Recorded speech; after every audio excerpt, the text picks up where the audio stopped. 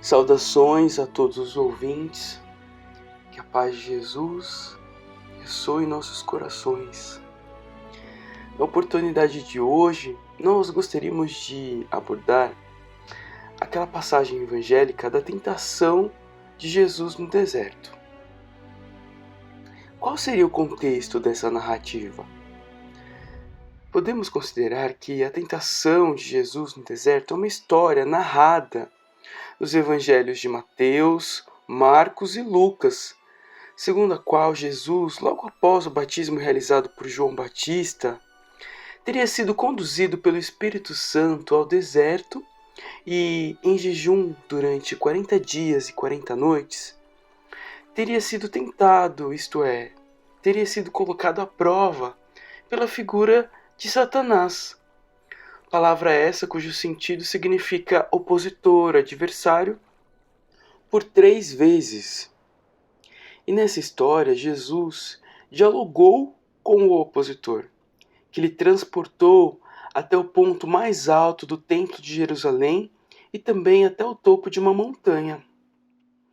E o que essa história representa? A interpretação meramente literal dessa história poderia nos conduzir a diversas conclusões equivocadas. Por isso, a espiritualidade revelou a Kardec que essa história é, na verdade, uma parábola. E no livro A Gênese, Kardec nos conta a instrução dada pelo Espírito João Evangelista em 1862, que merece reprodução. Abre aspas. Jesus não foi arrebatado. Ele apenas quis fazer que os homens compreendessem que a humanidade se acha sujeita a falir e que deve estar sempre em guarda contra as más inspirações a que, pela sua natureza fraca, é impelida a ceder.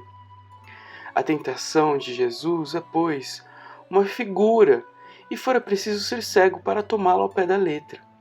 Como pretenderíeis que o Messias, o Verbo de Deus encarnado, tenha estado submetido por algum tempo, embora muito curto fosse este, às sugestões do demônio, e que, como o diz o Evangelho de Lucas, o demônio o houvesse deixado por algum tempo, o que daria a supor que o Cristo continuou submetido ao poder daquela entidade?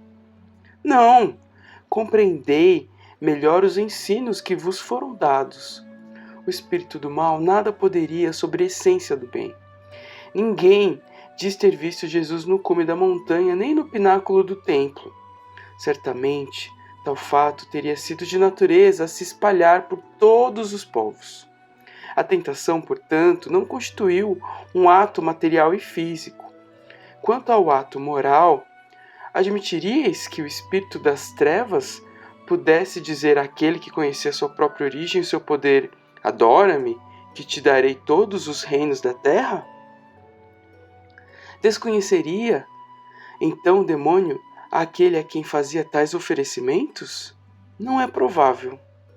Ora, se o conhecia, suas propostas eram uma insensatez, pois ele não ignorava que seria repelido por aquele que viera destruir-lhe o império sobre os homens. Compreendei, portanto, o sentido dessa parábola, que outra coisa aí não tendes, do mesmo modo que nos casos do filho pródigo e do bom samaritano. Aquela mostra os perigos que correm os homens se não resistem à voz íntima que lhes clama sem cessar: podes ser mais do que és, podes possuir mais do que possuis, podes engrandecer-te, adquirir muito. Cede à voz da ambição e todos os teus desejos serão satisfeitos. Ela vos mostra o perigo e o meio de o evitardes, dizendo às más inspirações: retira-te, Satanás, ou por outras palavras, vai-te, tentação. As duas outras parábolas, a do filho pródigo e do bom samaritano, que lembrei, mostram o que ainda pode esperar aquele que, por muito fraco para expulsar o demônio, lhe sucumbiu às tentações. Mostram a misericórdia do pai da família, pousando a mão sobre a fronte do filho arrependido e concedendo-lhe com amor o perdão implorado. mostram o culpado, o cismático, o homem repelido por seus irmãos, valendo mais aos olhos do juiz supremo do que os desprezam por praticar eles as virtudes que a lei de amor ensina. Pesai bem os ensinamentos que os evangelhos contêm. Sabei distinguir o que ali está em sentido próprio ou em sentido figurado. E os erros que vos hão cegado durante tanto tempo se apagarão pouco a pouco, cedendo lugar à brilhante luz da verdade. Fecha aspas.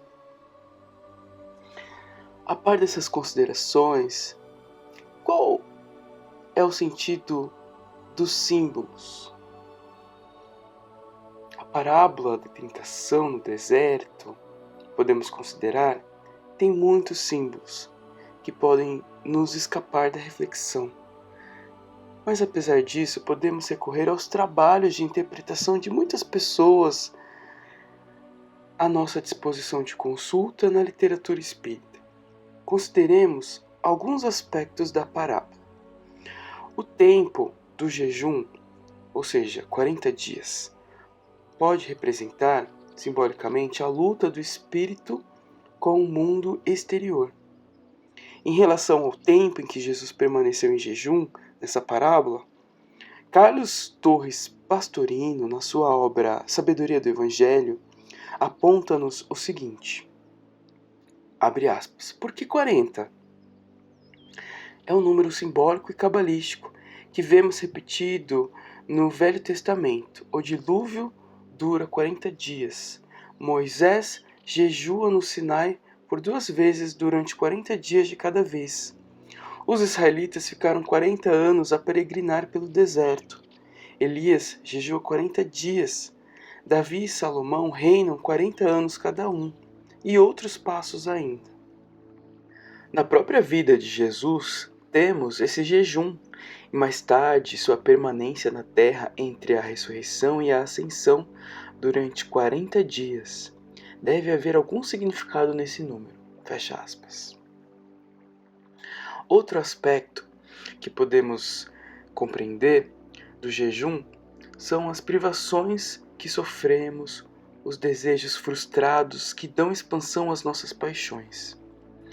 Alfredo Farias, num texto intitulado A Tentação de Jesus à Luz das Escrituras, texto esse publicado na Revista Reformador em novembro de 1931, aponta que o período de 40 dias representaria o tempo que o povo hebreu peregrinou no deserto por 40 anos, e que o jejum representaria as privações que esse povo sofreu no deserto, sendo uma alusão aos desejos frustrados num meio hostil para dar expansão a seus instintos e paixões. Vamos a outro aspecto, o aspecto das tentações como prova.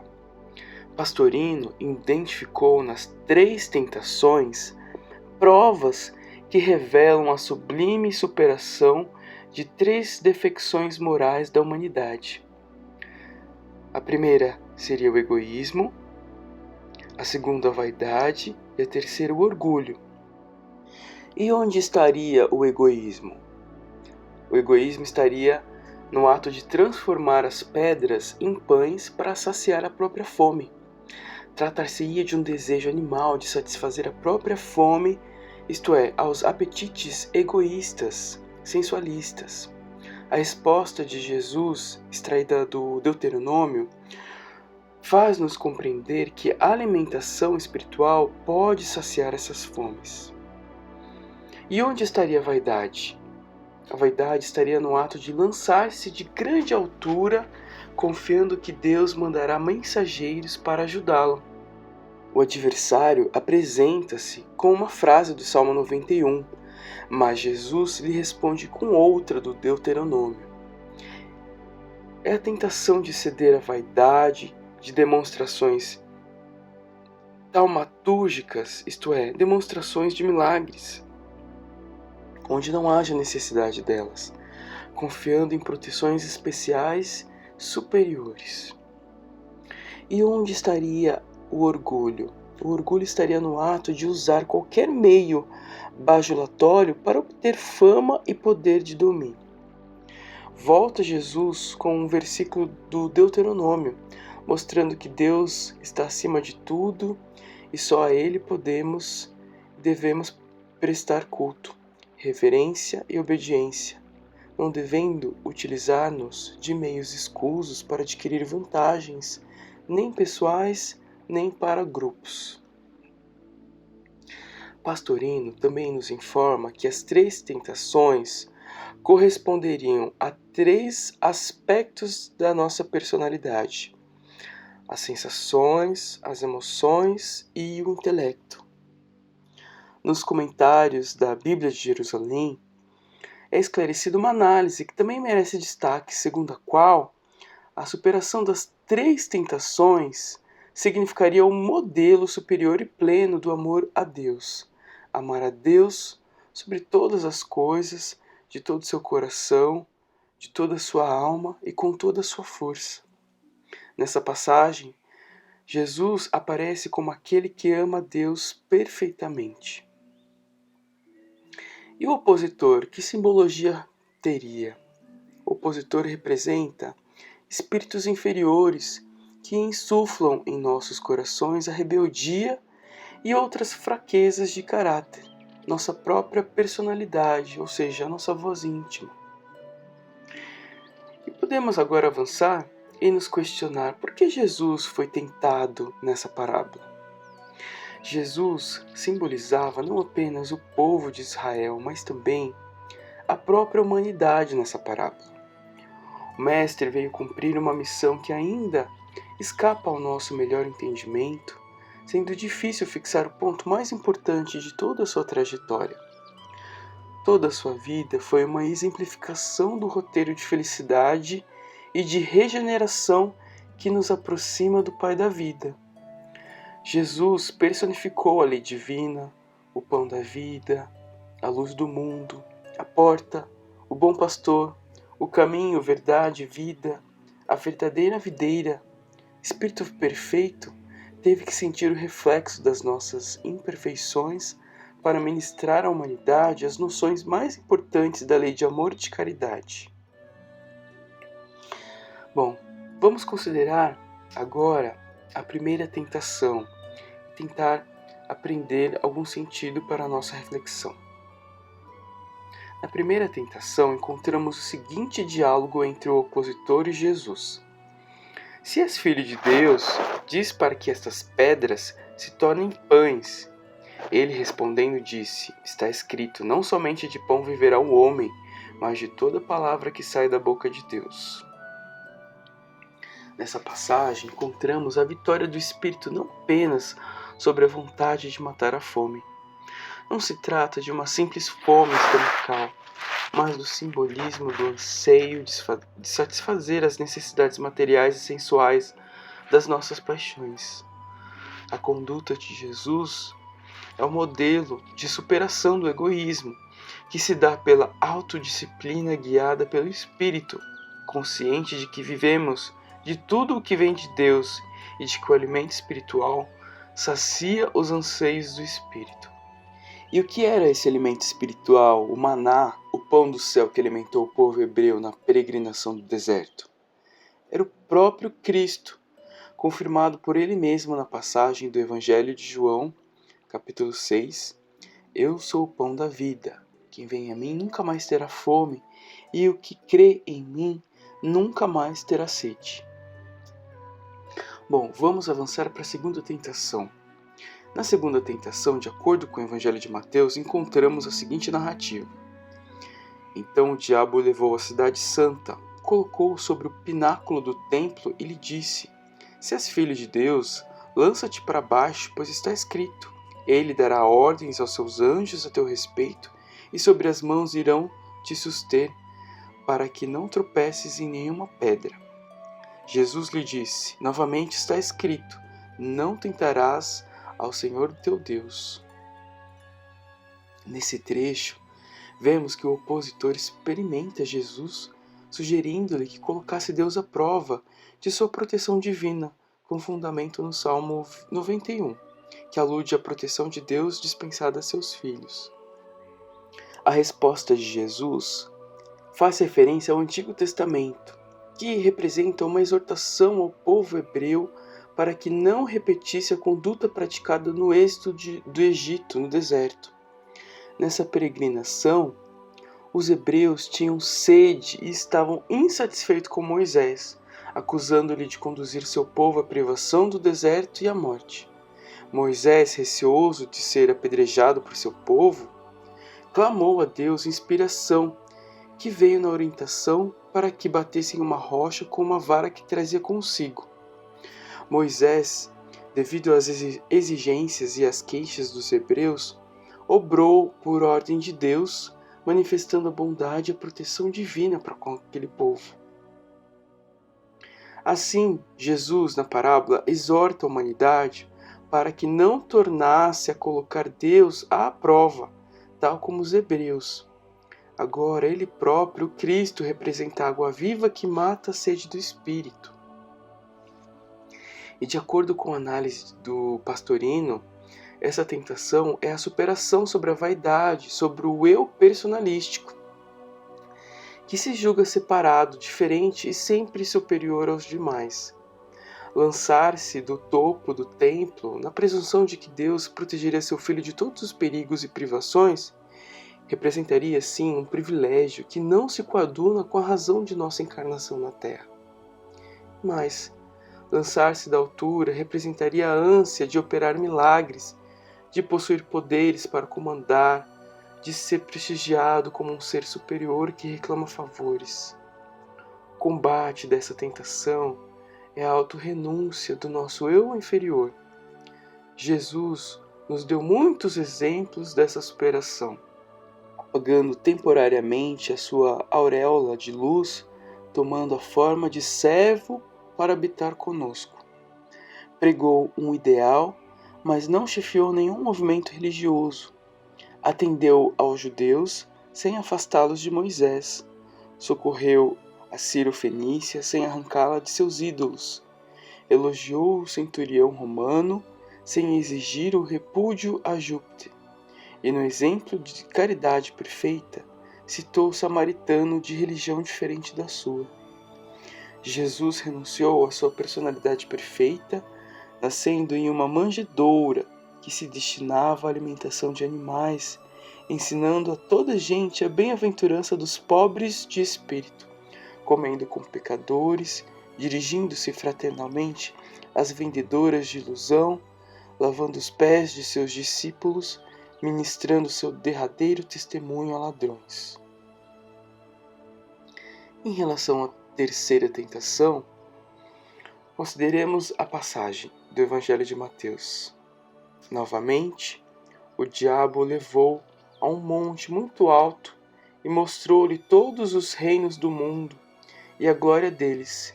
Ele disse: tudo isso te darei se prostrado me adorares. Então Jesus lhe disse: vai-te, Satanás, pois está escrito: adorarás o seu Senhor teu Deus e somente a ele prestarás culto. Nessa passagem, encontramos o oferecimento de autoridade e da glória mundana que muitos sucumbiram e sucumbiriam, oprimindo as massas com o abuso de poder. A réplica de Jesus, que faz referência a Deuteronômio, explicita que acima do poder terreno está o amor a Deus, que é Pai de todas as criaturas. Essa ambição orgulhosa de mando, de ambição de posses materiais, de prestígio, de superioridade no mundo material, a todos nos toca. Todos querem ter mais e serem melhores do que o próximo. Para superar essa tentação, Jesus nos ensinou o autossacrifício do nosso personalismo, ao sacrifício da autoidolatria, a adorar verdadeiramente a Deus dentro do templo sagrado de nossos corações, amando aos nossos irmãos como a nós mesmos. O Mestre nos ensinou que todos os construtores do aperfeiçoamento espiritual não estão na Terra para vencer no mundo, mas para vencer o mundo em si mesmos. Na versão de Mateus, com a superação das tentações, o opositor deixou Jesus e logo depois vieram os anjos para o servirem. E o significado dessa passagem pode ser interpretado como o triunfo da humanidade sobre si mesma, acarretando a descida dos bons espíritos para assistir à humanidade. Significaria também a retirada dos espíritos inferiores do âmbito terreno e o início de uma nova era de regeneração. Com essas considerações, encerramos a palestra agradecendo a oportunidade, pedindo a Deus que nos dê claridade para seguirmos o nosso caminho na linha do Evangelho. Pai nosso que estais no céu, santificado seja o vosso nome. Venha a nós o vosso reino, seja feita, Pai, a vossa vontade, assim na terra como no céu. O pão nosso de cada dia nos dai hoje. Perdoai as nossas dívidas, à medida em que perdoamos aos nossos irmãos. Não nos deixeis cair em tentação, mas livrai-nos do mal. Que assim seja, Pai. Graças a Deus e a Jesus.